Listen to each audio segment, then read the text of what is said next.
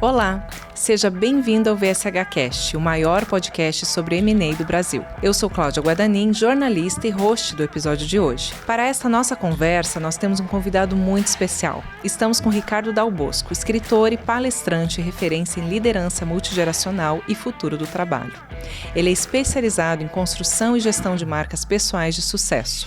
Com carreira nacional e internacional, já atuou e residiu em 4 continentes, adquirindo vasta experiência ao lidar com profissionais de diferentes culturas. Como mentor, ele auxilia profissionais do Brasil e do exterior a identificar, construir e fortalecer suas marcas pessoais, a fim de torná-los autoridades em seus segmentos por meio de planejamento e ações estratégicas. Também é autor de livros voltados ao desenvolvimento de marcas pessoais. Sua obra, Do Invisível ao Inesquecível, Como Construir uma Marca Pessoal de Sucesso, Ser Admirado pelo Mercado e Transformar a Sua Carreira, oferece insights sobre como profissionais podem gerenciar a própria imagem de forma estratégica e eficaz. Participa também da nossa conversa Eric Ittner, CEO da VSH Partners. A VSH Partners é uma boutique de M&A especializada em venda de empresas com faturamento superior a 30 milhões anuais. Hoje, vamos falar sobre como você, empresário que nos acompanha, pode aproveitar esse conhecimento ao seu favor e a favor dos seus negócios.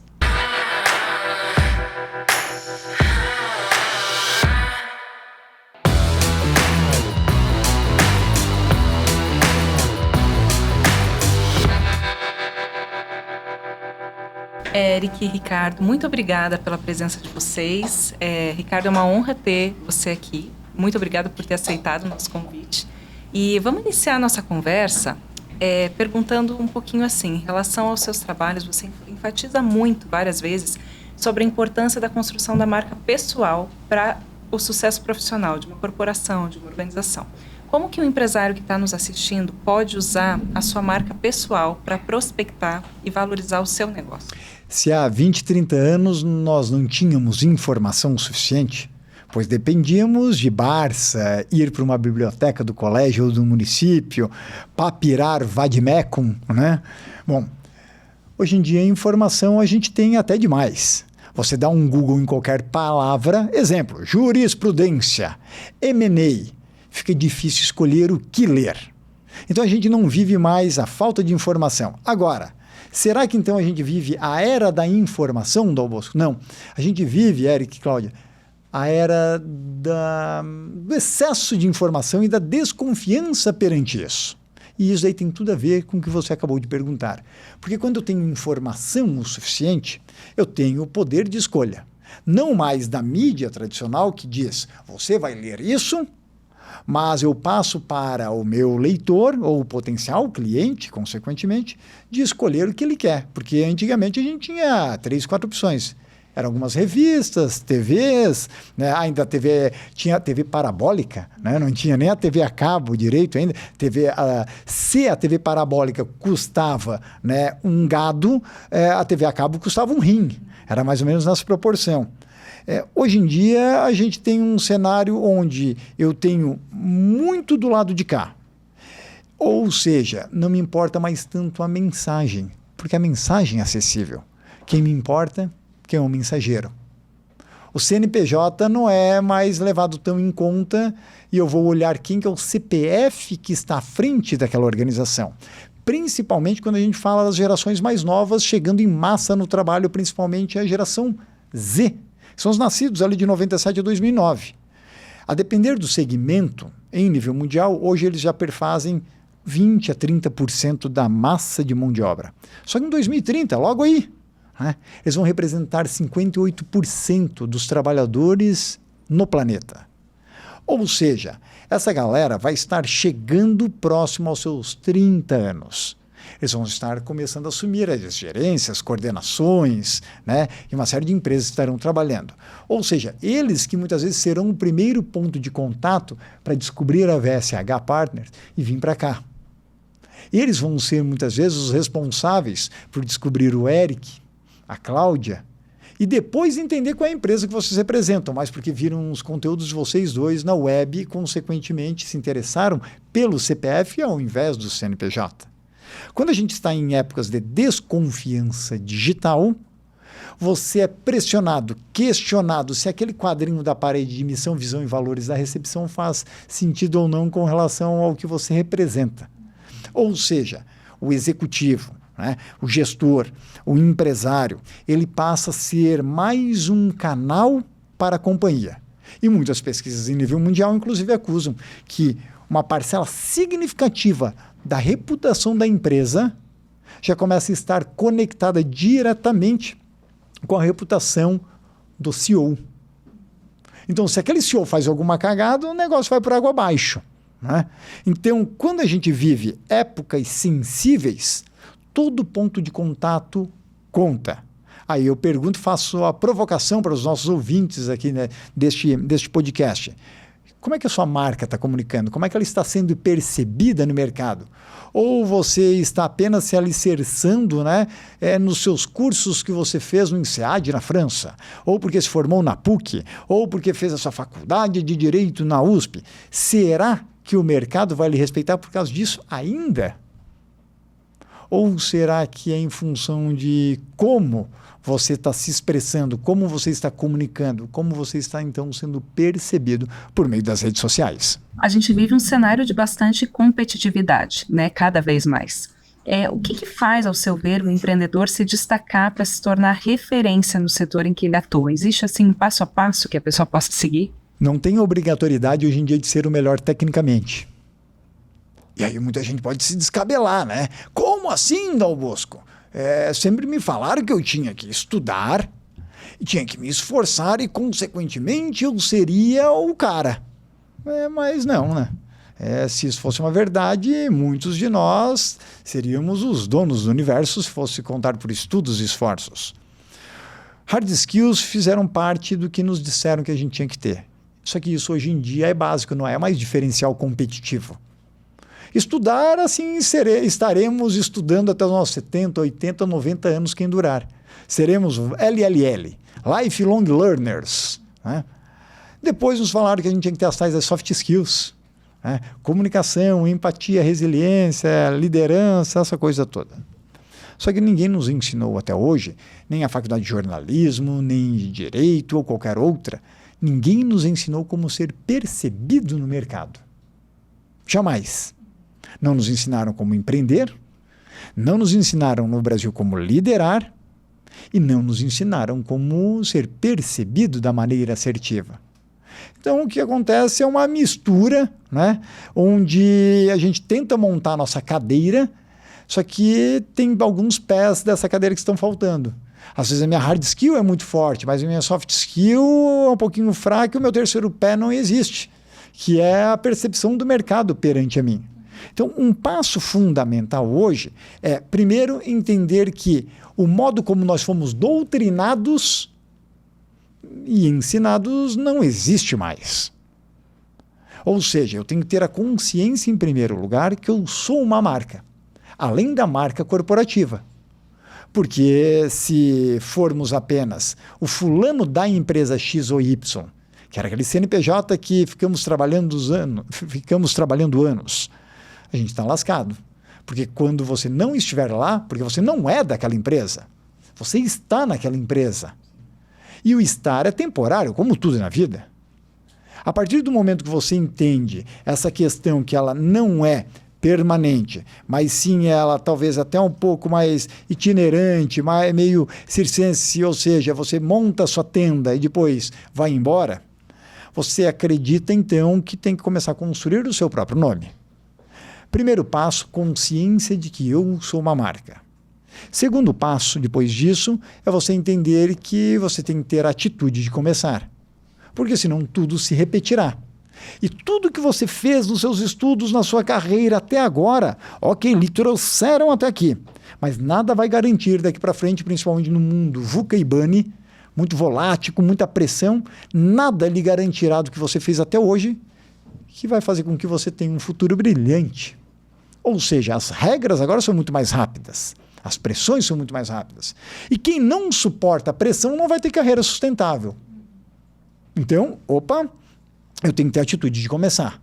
Porque se o meu input, se a minha entrada no meu dia é a mesma bosta, Não tem como eu achar que vai ser um resultado espetacular no final do dia e a minha vida vai mudar. Os resultados naquela empresa, naquela marca pessoal, será a mesma porcaria.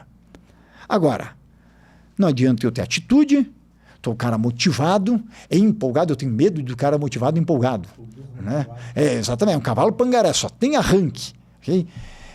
Não vai dar em nada. Porque depois ele não tem uma estratégia. Ele vai usar muito tempo de vida, muito dinheiro, muita energia, só que de forma não precisa. E precisão ganha esforço.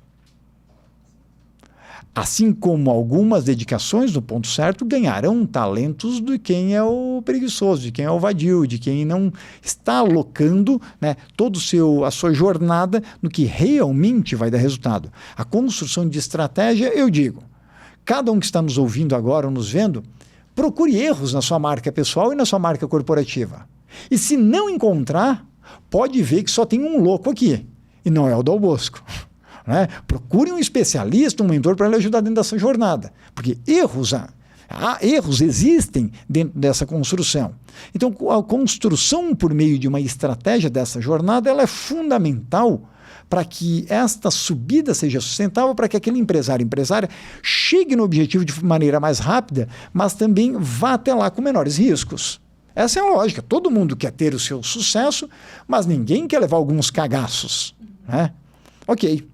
Agora, eu tive a atitude de iniciar. Eu defini uma estratégia frente a um mentor. Agora tem um terceiro passo que daí eu não posso dar isso para ninguém, que é consistência. E consistência está alicerçada em disciplina. Porque a disciplina é a única coisa que nos salva no dia de merda. Porque talvez vocês dois não acordaram hoje aqui dispostos para vir falar com o Dal Bosco, mas tinham marcado na agenda e a disciplina fez estarem aqui.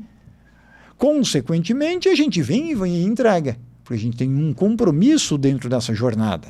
A disciplina nos salva e nos faz continuar em frente, porque é uma ilusão achar que todo dia seremos felizes. Né?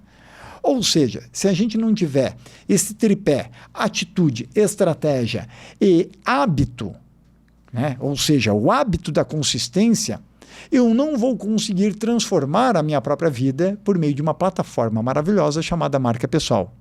Afinal, marca pessoal nada mais é do que um novo hábito na sua vida. Só que talvez pela primeira vez dos nossos ouvintes é o hábito de cuidar de si. Porque a gente cuida de escritórios, né, de KPIs, indicadores, OKRs, define-se metas dentro das empresas, você enche o saco da sua equipe também cobrando aquilo tudo. Engraçado que você nunca fez nada disso na sua própria marca. A gente não tem indicadores na nossa marca pessoal, a gente não bota desafios semanais, a gente não questiona, a gente não faz plano de ação, a gente não faz plano de marketing para a nossa vida. A gente está sempre esperando que um CNPJ nos faça que a alegria eterna, nos alcance o santo graal e assim vai. E aí você simplesmente está destinando a sua vida para que alguém escolha o seu futuro. E esse é um erro brutal. Você não está sendo CEO da própria vida, e sim um coadjuvante da própria história. Excelente. E Eric, como que a gente pode entender que uma marca pessoal bem construída pode colaborar com o empresário que deseja vender o seu negócio? Em primeiro lugar, falar depois desse cara aqui é quase que uma covardia, né? O cara dá uma aula, o cara gesticula, o cara tem brilho nos olhos, e o cara tem potência, tem tesão e realmente eu fiquei numa situação mais desafiadora hoje. Mas vamos lá, né? Tipo o Petrobras, né? O desafio é a nossa energia. Respondendo tua pergunta, Cláudio, M&A, venda de empresa, operações que envolvem, né, tanto cash in quanto cash out, fusão, né, que é a gente juntar duas companhias, todas têm uma premissa básica, que é a confiança. Você nunca vai fazer um grande negócio sem essa premissa. Então, sem a confiança, é impossível você fazer uma transação relevante. Você pode até, né, num ambiente de desconfiança, fazer algum pequeno negócio que você está disposto a tomar algum risco, mas se for ruim, você nunca mais vai repetir aquele negócio. Agora, algo sustentável, algo realmente robusto, ele precisa da confiança.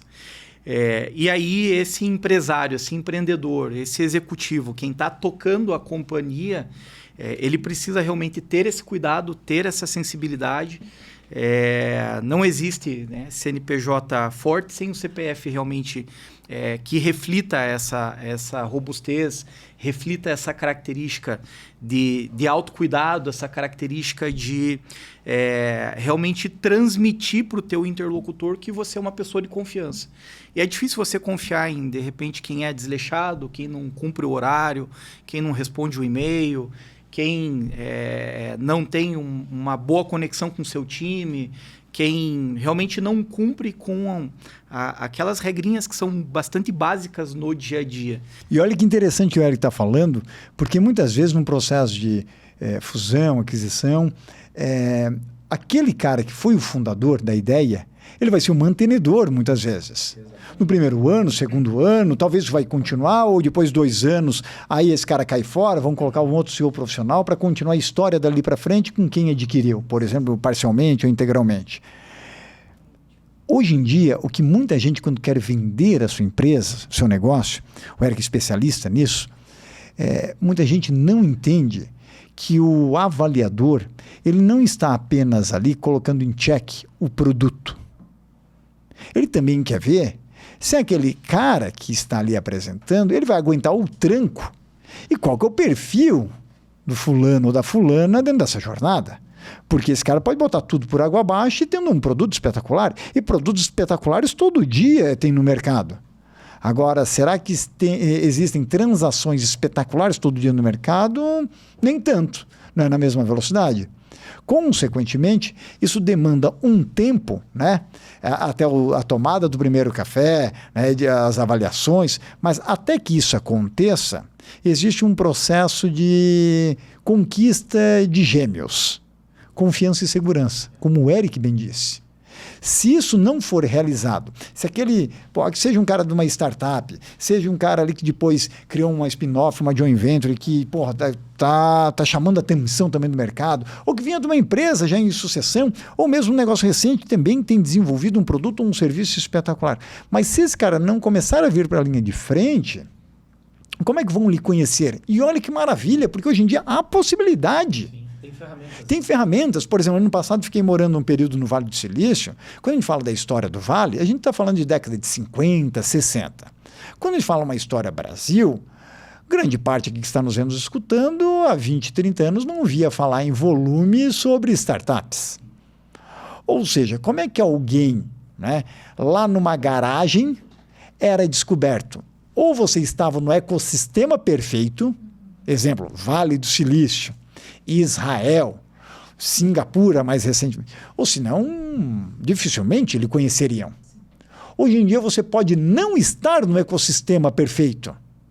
Você pode estar em cidades que por vezes podem até não ser conhecidas por um berço de startups. Você pode estar em Pato Branco, em Toledo, em Joinville, Blumenau, lá por Santa Catarina, como diz aquela música, e alguém lhe descobrir por meio do quê? Porque a rede social, porque a rede, ela democratiza esse processo, ela coloca todo mundo no mesmo nível. O que tem dinheiro ou o que tem menos dinheiro, no orgânico vai todo mundo para o mesmo pau, vai todo mundo para a mesma disputa. O ponto de partida é o mesmo. O ponto de partida é o mesmo. Ou seja, eu tiro um hiato, e aí eu faço, né, trago um termo também que se usa muito no mercado de startups, mas eu tiro aquele vale da morte. Porque, imaginem há 3 décadas, como é que a gente poderia chegar numa mídia? Ou você nasceu num berço de ouro, ou senão, dificilmente. Para virar colunista de uma TV, de uma rádio, poxa, era um caminho muito longo. Por exemplo, eu faço frequentemente, semanalmente, palestras pelo Brasil. Palestrante há 3, 4 décadas, para fazer sucesso no país, ele tinha pelo menos 20 anos de jornada, de estrada. Hoje em dia tem muitos palestrantes profissionais, mentores, executivos, empresários que eu projeto como palestrantes. Em 2, 3 anos esses caras estão bombando no mercado. O que não era possível anos para trás. Por quê? Porque a rede social bota eles na linha de frente numa disputa. E numa disputa do quê? De um ativo muito importante que muitas empresas não se tocaram, que é a atenção. A atenção hoje em dia ela faz com que o conhecido, olha que loucura, ganhe do conhecedor. Ela faz com que muitas empresas recebam até investimentos com produtos inferiores daquele gênio que está com um produto que é um espetáculo. Mas esse cara está no inesquecível, ele está dentro da caverna do dragão dele, ele está dentro da casa, do escritório que ninguém conhece. E só lhe dá valor quem lhe conhece, é uma questão tão óbvia. Primeiro eu tenho que lhe conhecer. Depois, por entender uma certa geração de valor, eu passo a lhe respeitar. Depois de um tempo, eu lhe admiro. Depois de um tempo, Cláudia, eu vejo que você tem uma reputação. E até chegar num nível que eu considero você autoridade moral no assunto. Você virou top of mind. Eu penso em jornalismo, eu tenho que pensar na Cláudia. Eu penso em M&A, eu tenho que pensar, poxa, no Eric. Opa, comecei a virar autoridade moral. Estou primeiro na mente do meu cliente. Estar primeiro na mente para depois virar o primeiro no bolso é um passo muito próximo, né? Ou seja, é uma questão de estratégia, tirar ali algumas arestas, criar os produtos certos e aí emplacar no mercado. Enquanto os profissionais não perceberem que o jogo é muito diferente, eles continuarão atuando com o mesmo marketing que ensinaram eles na década de 70, 80 e 90. Eric, quando a gente fala de processo de fusão ou aquisição de empresas, a gente entende que é natural que alguns processos envolvendo ruídos de comunicação ou alguns desafios de credibilidade e posicionamento sejam, né, algo a ser trabalhado pela equipe. O que você acha, pela sua experiência, que são as primeiras ações em termos de posicionamento que o empresário deve ter e cuidar? A verdade, ela liberta, né? Acho que em algumas situações eu tive a oportunidade de presenciar conversas paralelas que não refletiam exatamente o estado real das coisas. E aí, infelizmente, a consequência é ruim. Então, se você está, por exemplo, numa transação, seja para fazer uma aquisição, eventualmente uma fusão, um aporte de capital, enfim, alguma coisa diferente está acontecendo na companhia. As pessoas começam a sentir essas vibrações, elas começam a ter uma percepção. E lógico, né, existe o período de confidencialidade extrema, mas chega um momento que já está na marca do pênalti sem goleiro. E aí você precisa ser 100% honesto e transparente com o teu time, em primeiro lugar, com os teus fornecedores, com os teus parceiros, com todos os stakeholders. Porque se você quebra esse elo de confiança com as pessoas que dão a sustentabilidade pro negócio, o dia seguinte, pós-transação, vai ser um fracasso. E dali para frente, para ser ladeira abaixo, assim, é bem fácil. Então, é a verdade mesmo, é encarar... uma transação pode gerar alguns desconfortos, né, o que também é natural, mas olho no olho, conversa franca, sincera. É possível que tenham, por exemplo, desligamentos. A gente já fez transação que se chegou à conclusão que existia um excesso de mão de obra que realmente não fazia o menor sentido. Uma boa parte do time conseguiu se realocar, mas uma parte foi desligado. E aí faz o quê? Fala a verdade. Diminuição de custo, a empresa precisa sobreviver, os negócios foram feitos para perpetuidade e decisões difíceis estão sendo tomadas. Ninguém desliga alguém e vai comemorar, a não ser que você odeie a pessoa, né? Mas numa condição normal, é difícil para um líder, uma pessoa séria, desligar um colaborador, mas às vezes é necessário. Então, respondendo tua pergunta de maneira bem objetiva, Cláudia, é a transparência, é falar a verdade, é encarar os assuntos desconfortáveis, porque todo mundo percebe, mercado, stakeholders, enfim, né? Todo esse ecossistema que as companhias estão envolvidas, inseridas, elas precisam realmente dessa visibilidade do que está acontecendo, qual o timing e principalmente ter aí um alinhamento e uma visão de futuro para que todo mundo esteja 100% alinhado, confortável e motivado para poder seguir. Cláudia, olha só que bacana, pegando um link aqui com o que o Eric falou, quando se fala em transparência, foi um termo que ele enfatizou bastante. A gente não está falando aqui daquele empresário, daquele cara que quer vender o negócio dele, ou mesmo daquele advogado, no sentido de que ele tem que expor tudo, ok? Ou parecer o super-homem ou o cara perfeito que tem todos os poderes. Longe disso. Marca pessoal não tem nada a ver com isso. né? Até mesmo porque, se você acredita naquela frase de Facebook, transforme seus pontos fracos em pontos fortes, né? Bom, aquilo ali vai dar um trabalhão danado, né? Ou seja, dá muito dinheiro, dá muita energia, leva muito tempo. Numa marca pessoal, você vai só virar uma marca, ou seja, só vai tornar-se marcante, memorável, impactante na vida de outra pessoa, geralmente pelo seu ponto forte, não pelo seu ponto fraco. Então, pontos fracos a gente apenas estabiliza dentro dessa jornada para não lhe atrapalhar. Mas o que você tem as maiores chances de causar de fato, né, impacto perante ao outro lado, na mente e no bolso do seu público-alvo, é por meio do que você já faz de melhor. Agora, existem formas estratégicas de como alinhar isso no túnel certo a percorrer. E quando a gente fala isso, é algo que, para as gerações mais antigas, era muito até difícil nós lidarmos. E eu me incluo dentro disso, porque nós, aqui nessa mesa, somos Y, X e Baby Boomers, vamos dizer, as 3 gerações mais antigas, né? Nós aqui estamos em uma ou duas dessas, e dentro dessa jornada, como é que a gente foi educado? Que a gente tinha que ser o super-homem ou Mulher Maravilha. O cara com a cueca por cima das calças, vermelho por cima das calças. Tanto é que olha como é que era o super-homem do passado. A fraqueza não era interna, vinha de fora, era criptonita. Né? Para ver como o cinema limita a própria vida. Né? Hoje em dia o super-herói chora, é emotivo. Né? Bom, hoje em dia as nossas fraquezas elas podem, algumas vir em evidência até para revelar a transparência. Mas esquecer de querer comunicar tudo ao mesmo tempo é fundamental, seja para o advogado, seja para o empresário, e lá vai. Porque senão eu começo a causar uma confusão mental no meu público consumidor, onde ele não me vê funcional para talvez nada. E aí eu começo a entrar no que eu chamo de síndrome do pato. Não voa direito, não fala direito, não nada direito e ainda vai para o forno. Vai sobreviver esse cara na história animal, ele vai continuar ainda com a empresa dele, mas não vai ser visto como um especialista em muita coisa. Ter este cuidado na nossa marca não é porque eu fiz curso em governança, ESG, diversidade, empoderamento feminino, que eu tenho que comunicar tudo aquilo. Porque tem coisas que são boas internamente, para o seu autodesenvolvimento, mas para o público, se eu levar tudo isso aos olhares, pode ser um grande abismo. Ou seja, o público pode me posicionar, porque são eles que acabam escolhendo, né, na mente deles quem eu sou.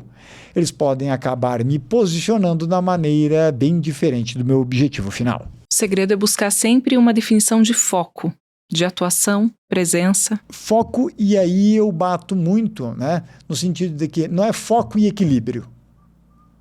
Até mesmo porque equilíbrio geralmente eu acho uma falácia nas nossas vidas. Talvez seja foco e harmonia. Vamos trazer mais para a questão orquestra, né? Tentando balancear, né? Porque me diz o seguinte, a gente só virou bom em algo porque a gente foi foda em alguma coisa que a gente desequilibrou na vida. Natural. Né? Eu sou bom em algumas coisas, onde é que eu desequilibrei o resto e fui um animal naquilo que eu faço. Fui um pitbull naquilo ali. E outras eu fui muito ruim. Ok? Cláudia é fera certamente, né, na área dela, Eric da mesma maneira, Mário da mesma maneira e assim vai. E VSH da mesma maneira. Agora, onde é que tem equilíbrio nisso? Né? O equilíbrio, bom, talvez ela é mais uma utopia do que uma realidade. É claro, é uma palavra que a gente costuma usar porque é assim que quase todo mundo entende, né, ou assim trata. Mas a harmonia talvez é a gente conseguir contrabalancear alguns aspectos para que, mesmo com desbalanços, eu continue muito vidrado, muito focado no que eu resolvi, pagar o preço. Porque tudo na vida tem um preço para pagar. Os nossos ouvintes têm que escolher se eles querem ou não. Porque muita gente quer ter uma marca, pessoa de sucesso, mas não quer pagar o preço para chegar até lá. Se não quer se arriscar, baixe as expectativas. E não encha o saco de ninguém. Agora, quer ir para um novo avanço, quer se arriscar, aumente as expectativas e venha para essa nova vida, para essa nova jornada. E Eric, ao seu ver, os empresários que trabalham um pouco melhor a sua imagem pessoal, eles tendem a ter uma percepção melhor do mercado? Sem dúvidas. Quando você vai olhar projetos, por exemplo, de cash-in, onde o empresário está buscando capital para alavancar o seu negócio, né? Ele não está tão preocupado com dinheiro no bolso, ele entende que a empresa tem um potencial interessante de crescimento, mas precisa de combustível para poder rodar. Ele vai ter que dar a cara a tapa literalmente para o investidor. O investidor vai ter que se conectar com essa pessoa, e a conexão é humana. A tecnologia é maravilhosa, as ferramentas estão aí, são incríveis, mas em algum momento eles vão ter que sentar no olho. E aí, se o que o investidor está vendo literalmente não agrada os olhos, ele vai colocar o dinheiro dele em outro lugar, porque é análise de risco, né? São duas coisas que eu penso que são importantes. É a percepção de valor, né? O quanto esse cara vai conseguir ter a capacidade de multiplicar o meu capital, e a análise de risco. Ou seja, se eu colocar o capital com esse cara, até onde eu estou comprometido. Quer dizer, ele realmente me traz um conforto interno, que o Excel aceita tudo. Agora, tem coisas que transcendem a matemática financeira. E se não tiver aquele quentinho no coração, no sentido que, tô seguro, é com ele que eu vou fazer. Esquece, não sai aporte financeiro nunca. Não vai sair o dinheiro do bolso do investidor. Del Bosco, você já teve oportunidade de trabalhar e atuar tanto no mercado nacional quanto no internacional.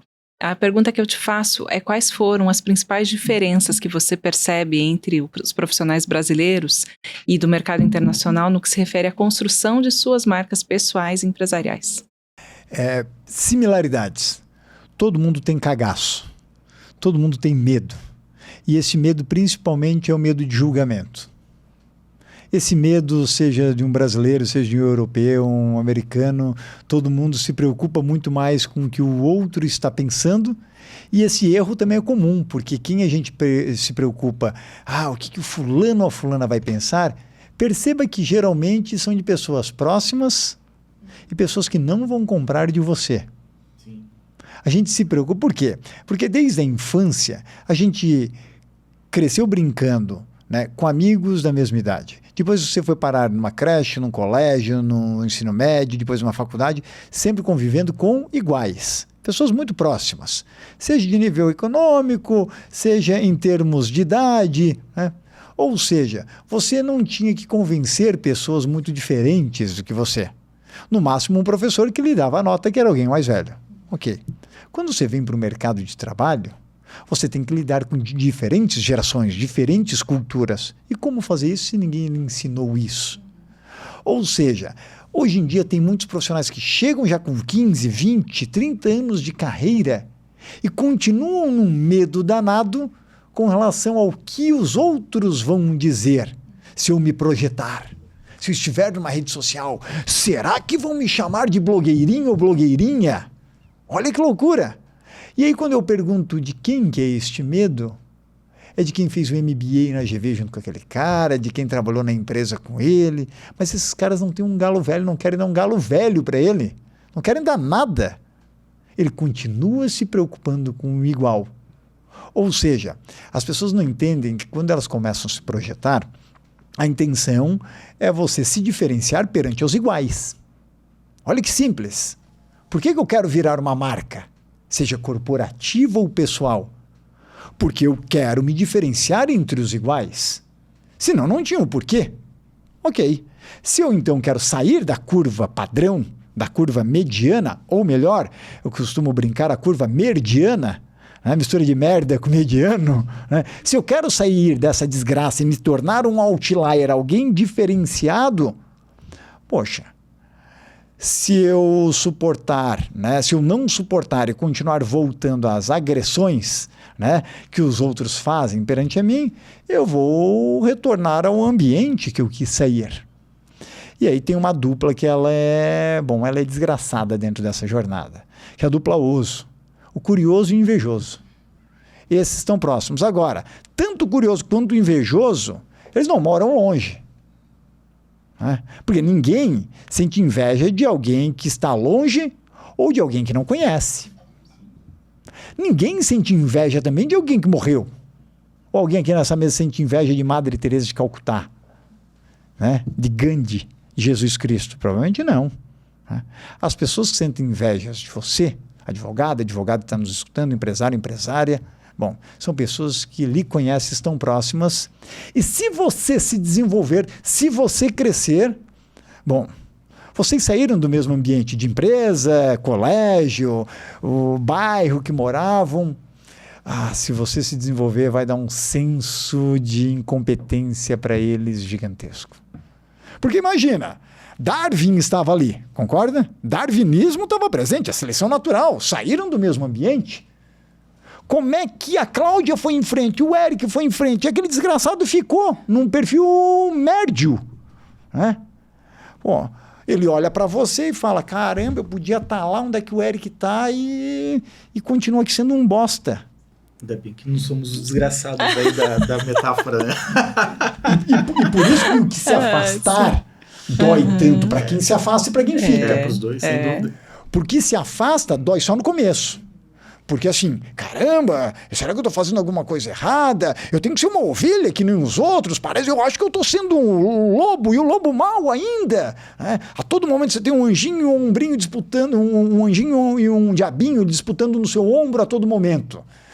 Olha, não faça isso, você está indo pelo caminho errado, isso não é de Deus. E o outro assim, vai em frente porque o resto é tudo desgraçado. Né? Os outros não têm mais nada para lhe dar.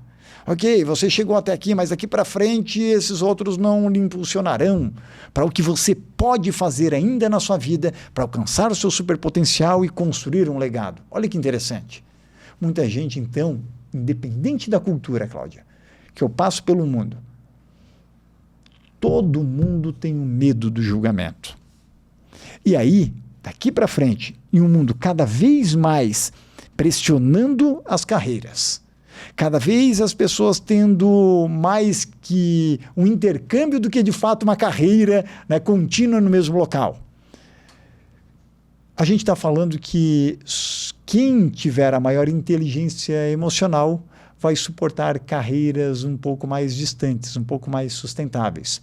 Porque onde é que você vai, então, na sua carreira? Até onde a sua inteligência emocional permitir com que você chegue. Esse é o ponto comum. Agora, qual é um ponto incomum? Que há muito no latino, né? E nós brasileiros nos incluímos.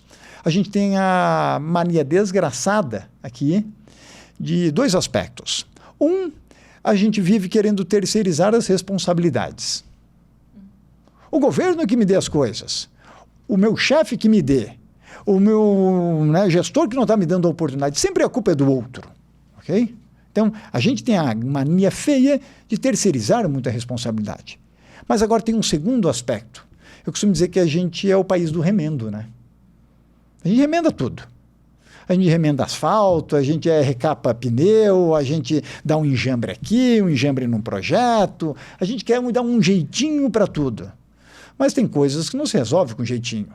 E uma das tais coisas que não se faz dessa maneira se chama marca. Porque marca é a sua vida, poxa. Marca é a sua obra. E se marca a sua obra, porque você só vai ser lembrado por algo que você fez, certo?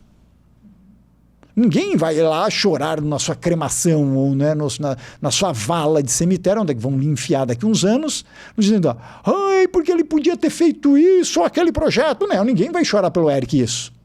Vai falar assim, pô, o Eric fez isso, aquilo, e isso mudou a minha vida. Se alguém só vai lembrar pelo que eu fiz e não porque eu deixei de fazer, né, no cemitério tem um bando de sonhador e pouco realizador. Essa é que é a grande verdade.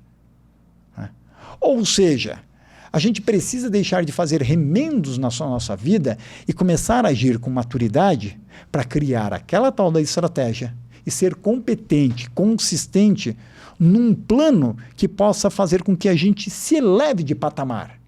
Seja você que quer ser mais visto ou contratado por um RH, um headhunter, seja você que quer vender tickets maiores para os seus clientes, porque a marca pessoal possibilita isso. Tem advogado que chega para mim e fala o seguinte, Eric, Dalbos, mas eu já estou tendo tanto pedido que eu já não consigo nem suportar. Imagina se eu desenvolver minha marca pessoal. Eu falo, burro.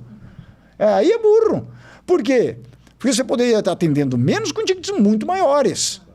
Você tá... Ah, porque eu falo com esse cara. Daí, hoje, ele fala, Dal Bosco, e eu pergunto, aí, fulano, como é que tá? Ah, tô na correria, Dal Bosco. Daí, quando esse cara tá aqui 1 ano, eu pergunto, e aí, fulano, como é que tá? Faz tempo que ele não se vê. Pô, Dal Bosco, tô na correria, tô na batalha, tô na guerra. Sempre essas desgraças desses termos. Eu tenho um pavor que me fala isso. Eu também falo às vezes, mas não dá para frequentemente você tá sempre, você encontra o cara daqui 1 ano, 2 anos, ele tá sempre na tal da correria, na tal da guerra. Alguma coisa tá errada, pô. Muito esforço, pouca estratégia. Né? Muito tático, pouca eficácia no que realmente poderia estar elevando ele ou ela. Ou seja, a marca pessoal tem a capacidade de nos trazer um valor muito maior pela mesma hora. Seja de um jornalista, de um advogado, de um profissional especialista em M&A e lá vai. Por quê? Por causa que o outro lado confia em você. Entende que você tem valor a ser gerado e que acelera a vida de quem está comprando. E por isso que ele contrata. E, Eric, ouvindo o Dal Bosco falar, né, nessa questão de valorização da marca individual, a gente imediatamente pode refletir sobre como esse valor de marca pessoal reflete no valor de marca profissional. E quando um empresário vai querer vender uma empresa, fazer uma fusão, isso também reverte em ganhos práticos para ele, né? Comenta um pouquinho para a gente. Sem dúvidas. O Dal Bosco estava falando, eu estava rememorando aqui. O ano passado eu tive a oportunidade de fazer uma mentoria no G4 com o João Adib. E é impressionante o que ele, junto com todo o time de marketing e comercial que ele tem, eles construíram. Porque eu vou numa farmácia hoje, se eu tiver que escolher entre 2 fabricantes, eu prefiro a CIMED. E é impensável alguém me influenciar de modo que eu, na caixinha do remédio, eu prefira A em detrimento de B. E algo que ele falou, né, nessa mentoria e reforçou, enfim, isso é público e notório nas redes sociais, é que as pessoas gostam de comprar de um rosto, de quem dá a cara a tapa. Ninguém quer comprar de uma logo. Pô, a VSH Partners é maravilhosa, a gente tem muito orgulho dela, mas no final das contas o empresário quer falar comigo ou com o Mário. É isso, ele... E se o Eric mudar, a gente vai atrás do Eric. Né? E dane a VSH. Né? Muitas vezes é assim, olha que interessante hoje em dia. CPF antes do CNPJ. Sem dúvida, então isso tem uma relevância enorme, tanto é que eles estão com um projeto super agressivo de crescimento, de aumentar faturamento, enfim. E isso está intimamente ligado a essa percepção de valor da marca pessoal do João Adib. Isso é muito claro, a estratégia deles. Ele junto com a irmã também está trabalhando bastante, a família também tem trabalhado bastante, mas hoje não tem como você separar a empresa do João e o João da empresa. É aquilo, realmente é muito forte. E aí a maior contribuição direta que eu vejo que esse tipo de estratégia e esse posicionamento gera numa organização é venda na veia, é melhorar a volumetria de negócios, que no final do dia é o que interessa. Né? Se você não está evoluindo, se você não está aumentando a tua volumetria de negócios, você está naturalmente involuindo, você está decaindo. E quebrar ninguém quer, essa é a realidade. E o empresário ele quer que a empresa seja longeva até que ela tenha um ponto ótimo que seja realmente uma posição estratégica para vender, para sair. Mas para que o mercado perceba esse valor da tua empresa, para que o mercado realmente tenha interesse em fazer a aquisição, e aí a gente está falando de uma aquisição estruturada onde se envolve múltiplos milhões, você tem que ter volume de negócios. E o teu volume de negócio está intimamente ligado à tua marca pessoal. Então, tudo tem uma grande conexão. Não tem como realmente a gente separar e falar, não, é só minha empresa e eu vou ficar aqui atrás da mesa, no bastidor. Acho que isso realmente está mais do que superado. Enfim, já é um ponto que é melhor aceitar do que ficar sofrendo por algo que é irreversível. Eu costumo dizer, cuide da sua marca pessoal, que ela cuidará de você. E tudo começa a se encaixar. Agora, o que é o grande problema? Os profissionais eles querem um resultado diferente e continuam no mesmo modus operandi, né, que fizeram até agora. O cara já não está tendo resultado. ou não está tendo o resultado de vida que ele gostaria. Porque você interfere na sua marca pessoal com um objetivo profissional, a sua vida muda, não é a sua carreira.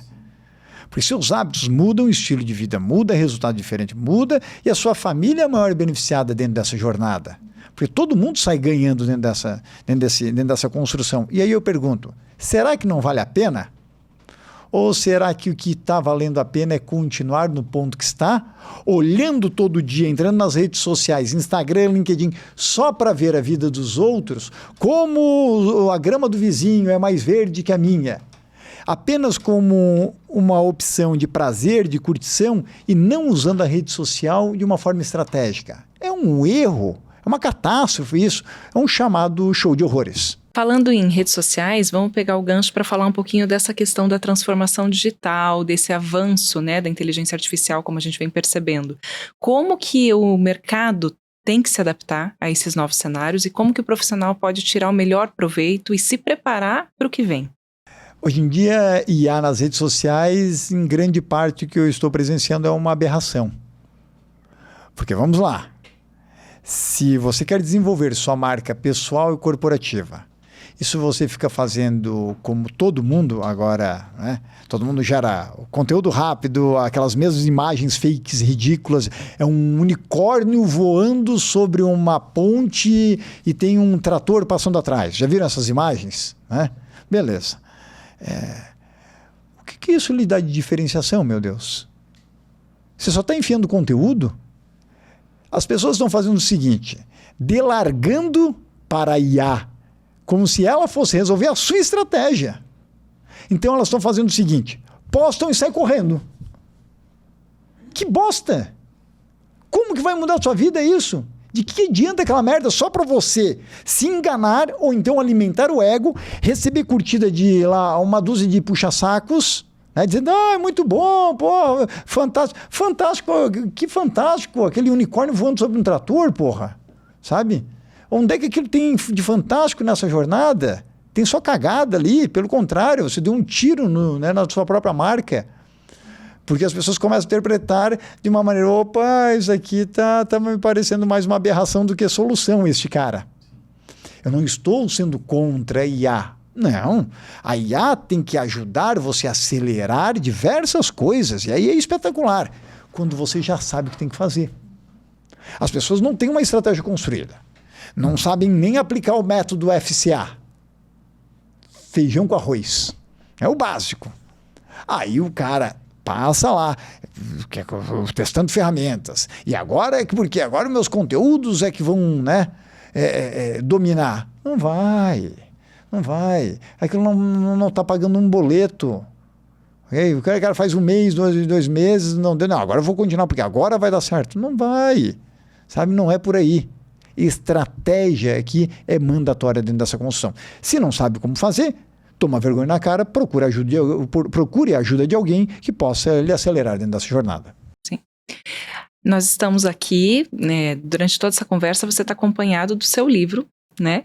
É o livro que você escreveu, Do Invisível ao Inesquecível, Como Construir uma Marca Pessoal de Sucesso, Ser Admirado pelo Mercado e Transformar a Sua Carreira. Best-seller na Amazon aí, então, ó. Na Amazon, foi na Publish News, tá entre os mais vendidos em diversas categorias no Brasil. Que legal. Eu queria que você falasse um pouquinho sobre ele, que você falasse como as pessoas podem ter acesso a esse livro e que você também compartilhasse algum caso de sucesso, assim, que você já se deparou, de repente, com que a construção da marca pessoal impactou diretamente o crescimento e a valorização de um negócio. Vamos revelar a idade do pessoal que está na mesa aqui, né? Lembram daquele desenho Caverna do Dragão? Beleza, então a gente está falando aí, pessoal, né? Já entregamos a idade de alguns aqui. Bom, aquelas pessoas viviam na tal da Caverna do Dragão, abria aquele portal, agora a gente vai sair dessa desgraça, e sempre se fechava, né? Bom, tem tudo a ver com o tal do livro, que é Do Invisível ao Inesquecível. Tem muitos gênios, pessoas fantásticas, com produtos também espetaculares que a gente conhece, e já viram que eles não vendem porra nenhuma? Já viram que o mercado não paga quase nada para eles? E o que eles falam todo dia, ficam reclamando, olha aqui fulano, Dom Bosco, aqui na rede social, no LinkedIn, ele não tem 1/3 da minha experiência como advogado societário, né? Eu sou especialista em sucessão familiar no Brasil, como esse cara aqui está aparecendo, eu que tinha aqui, né? Está vendendo mais que ele. E aí eu pergunto para aquele advogado, tá, mas de quem que é a culpa? Não, Dom Bosco, porque ele é um falso guru da web, é um 171, é um falcatrua. Esses dias eu palestrava em João Pessoa, eu falava, é o cabra da peste, né, Dom Bosco? É o cabra da peste. Né? Eu falei assim, beleza, ele pode ser tudo isso. Mas de quem que é a culpa? Esse cara só está vendendo porque você não faz a porcaria do que tinha que ser feito. E aí esse cara, claro, ele começa a ser mais percebido que você. Porque você que é fera, você que é um inteligente, você que tem um produto ou um serviço espetacular, não faz o que teria que ser feito. Você simplesmente continua no escritório, continua nos bastidores e não faz um eixo além de ter hard e soft skills, que é trabalhar um terceiro eixo na sua carreira, que é ser percebido. Mas ninguém nos ensinou isso. Pelo contrário, nos ensinaram apenas a trabalhar para alguém. Novamente, não nos ensinaram a empreender, nem a ser um líder, muito menos a construir a própria marca, ou se ver como uma marca, que é pior ainda. Olha a doença que a gente viveu por muitos anos, inconscientes. E esse livro ele trabalha muito como é que você sai desse invisível e vem para a linha de frente para se tornar memorável, impactante na mente e no bolso do seu público-alvo. Talvez vocês lembram até de um filme de 98 que era Truman Show, né? O Show de Truman, com Jim Carrey. E muita gente assistiu aquele vídeo achando uma comédia, né? Apenas, que vídeo meio idiota. Quem tiver a oportunidade, assista de novo. Aquilo tem uma realidade na vida de quase todo mundo que estiver nos assistindo. Porque o que está por trás daquele filme e o que está por trás deste livro de sucesso aqui? O mito da caverna de Platão. Ou seja, tem muita gente que está algemada e não consegue ver a luz na saída daquela caverna. E o que é a luz? É a consciência. Lá no filme era a mesma coisa. Ele vivia na bolha dele, achando que aquilo era a única verdade do mundo. Era a verdade absoluta. Se Heaven era o lugar que morava. Ao final do vídeo, bom, aí quando ele encontra a tal da porta, o que é aquilo? A expansão da consciência. Quando a gente expande a nossa consciência, eu coloco os muros do meu universo um pouco mais para frente. E eu consigo abrir mais possibilidades. Eu falo, existe uma grama diferente aqui que eu nunca tinha percorrido. E eu vou mais, eu vou mais, eu vou mais. Esses dias, numa entrevista na TV, me perguntavam, Dom Bosco, qual que é o limite, né, do nosso universo? E eu falei, o limite da nossa consciência. E qual é o limite da nossa consciência? Não existe. Olha que coisa maravilhosa. Nós somos o único animal que continua podendo aprimorar e sair do piloto automático. Um rinoceronte não consegue isso. Um elefante não consegue isso. Uma formiga não consegue isso. Eles são programados para fazer o mais do mesmo e serem escravos da sua própria natureza, ou seja, como nasceram. A gente não. A gente podia agora estar em casa, sei lá, dormindo ou fazendo qualquer outra coisa, inventamos modo e estamos aqui gravando conteúdo e ajudando pessoas. Olha que loucura. Quando a gente começa a se entender, né, no sentido de que, a partir do momento que eu expando a minha consciência, eu passo a me entender também como uma marca, eu passo a também compreender que tem poucas coisas que não dá mais para tem algumas coisas que não dá mais para aceitar. Eu começo a ver que ou eu começo a mudar agora, e legado não é o depois de morrer. Legado não é dar nome a uma rua do meu bairro. Legado não é o dar nome a um ginásio esportivo no município onde eu nasci, porque você vai estar morto. Mas legado é você impactar e gerar valor a partir do presente, que na verdade é a única coisa que importa. E quando você começa a entender que a sua marca é a sua obra, que a sua marca então é o seu legado, e que se isso só vai ser possível durante a sua construção na vida, ou seja, você passa a entender sobre a finitude da própria vida, talvez bate aquela consciência de que eu tenho que correr. Eu tenho que parar de deixar na minha vida de botar tempo, energia e dinheiro em besteiras que não vão agregar nada a mim e aos outros. Eu tenho que começar a ter uma vida muito mais possível de alcançar o meu superpotencial. E o meu superpotencial só eu posso alcançar. Ninguém pode me dar. Ou seja, é em função da minha capacidade e da minha competência de realização dentro de uma estratégia para me tornar marcante e inesquecível na vida das outras pessoas. É isso que essa obra traz. Muito bom. Sensacional. Muito bom. Excelente. E a gente já vai encaminhando para o fim dessa conversa, mas eu não posso deixar de perguntar, Dal Bosco, para você quais foram os maiores desafios que você enfrentou ao construir sua própria marca pessoal. Principalmente alguns receios no começo, porque eu digo que no Brasil, bom, o difícil não é a gente matar um leão por dia, como se diz, né? Mas a gente se livrar das antas, né? No meio do caminho, desviar das antas no meio do caminho. E como tem. Então, dica para os nossos ouvintes, dica de ouro, não espere apoio, não espere retorno, não espere que alguém lhe deva algo, porque ninguém está nem aí para você. As pessoas não estão nem aí para os seus sonhos, não estão nem aí para o seu esforço, as pessoas não estão nem aí para a sua história. Elas só querem uma coisa, num primeiro momento, que você resolva a porra do problema delas. É isso. Num segundo momento, elas vão se preocupar com você. Agora, muitas marcas querem se desenvolver apenas falando de si. Olha como eu sou foda, olha como eu sou bom, olha o meu certificado. Olha. Você pode ter tudo isso. Pode também fazer em alguns momentos a sua autopropaganda, a sua publicidade. O problema é que só isso já não dá mais camisa para ninguém. Com excesso de informação, ganha mais não quem retém a informação, mas sim quem mais compartilha. E quem mais compartilha hoje em dia é quem mais cresce. Ou seja, mudar esse chip, ter essa virada lá no passado foi o grande desafio. Porque nós aqui viemos de gerações onde se dizia que quem tem informação é rei. Aguente a informação para você, Cláudia, para você, Eric, para você, Dal Bosco, que aí é o seu potencial competitivo. Porque a gente vem de gerações onde é que era briga de foice no escuro. Nível acirrado de competição. Okay? Agora, hoje em dia, reter informação, será que é esse o seu diferencial? Dá não. Não é mais isso que vai lhe sustentar. Né? Hoje em dia é quem gera mais valor. Consequentemente, eu passo a ser conhecido. Eu aumento minha visibilidade. Eu aumento minha volumetria. Ou seja, aumento a boca do meu funil. E, consequentemente, parte dessas pessoas que chegam começam a me considerar como uma solução. Começam a me respeitar, a admirar. Eu começo a construir uma reputação até construir a tal da autoridade moral. Ou seja, um cuidado fundamental e algo que eu tive que quebrar crenças limitantes, bloqueios lá no passado, foi entender que o mundo que a gente foi educado não é mais o mesmo. Ou seja, daqui para frente eu tinha que fazer algo diferente. E para isso é preciso romper hábitos. E é uma desgraça na vida de qualquer um aqui fazer com que esses hábitos sejam rompidos e que suas procrastinações também sejam quebradas. Porque se eu procrastino é porque algo está me trazendo algum benefício. Só que geralmente é no curto prazo.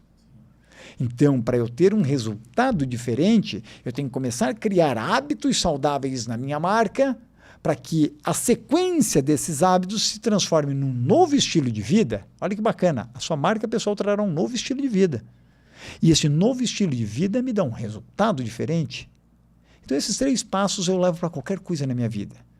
Do esporte à saúde mental, à saúde física, à minha marca, ao trabalho, à carreira sustentável. Preciso ter resultado diferente, então só tenho 3 passos.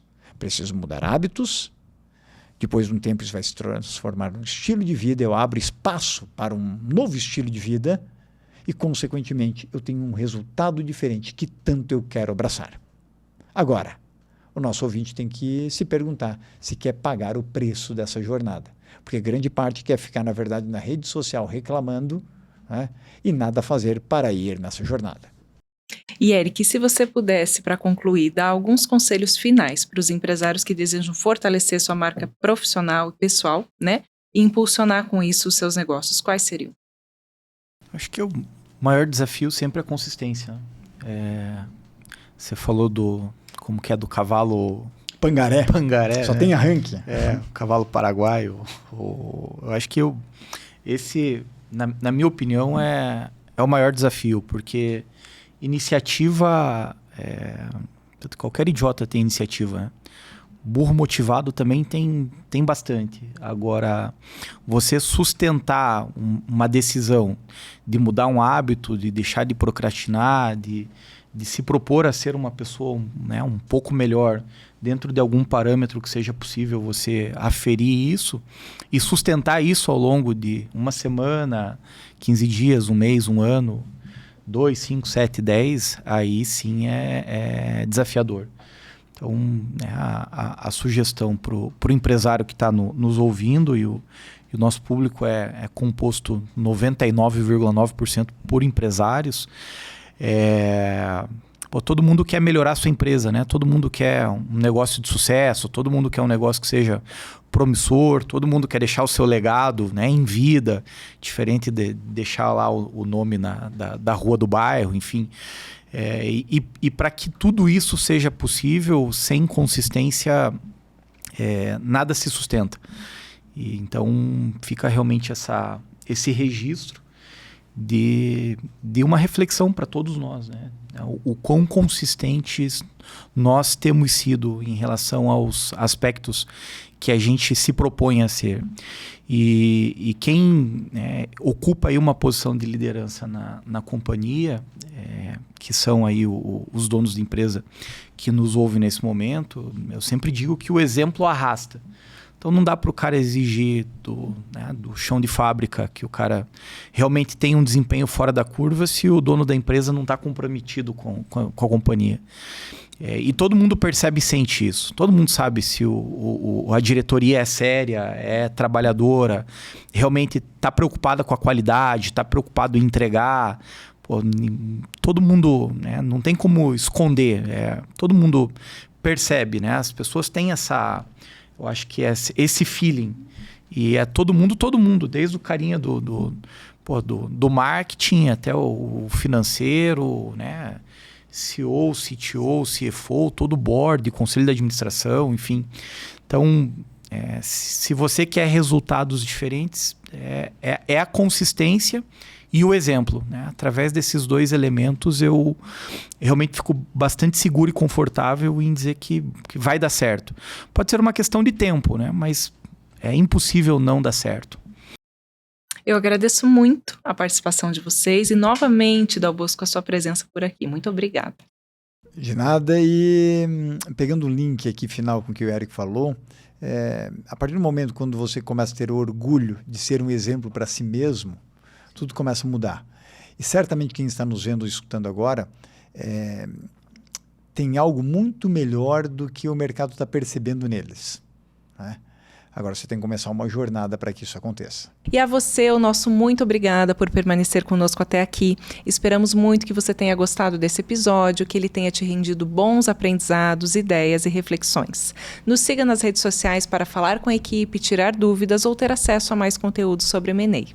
Até a próxima e bons negócios!